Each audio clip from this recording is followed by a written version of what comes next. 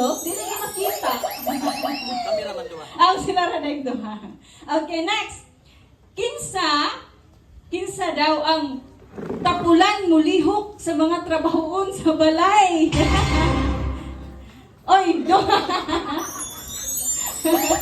Naisip kay ni si Joey, di gid siya mutugan nga si Gladys. Iyan na lang sa ngikuan niyang kaugalingon. Protektaan yun niya si Gladys. Pero nice kay to ba kay honest to goodness kay si Gladys. Mutugan yun siya, ako yun dili kayo mulihok. Next question.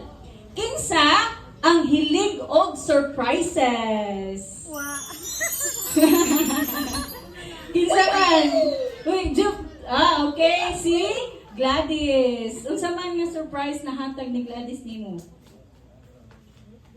Birthday surprise. Birthday surprise. Gitagaan ka niya gift niya. Wala ka nang design sa room.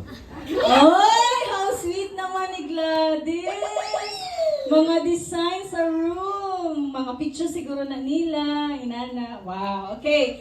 Next question. Kinsa ang mas pabebe? Pabebe. Kinsa pabebe, Jeff? Okay. May pablanket si Jeff.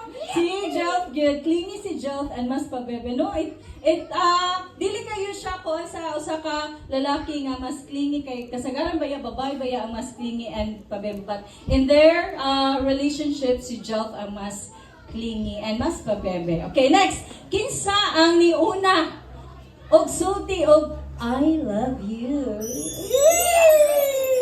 Okay, correct. Si Jeff. Okay, og isegundaan na sad of course ni Gladys og I love you too. Ay, okay, next.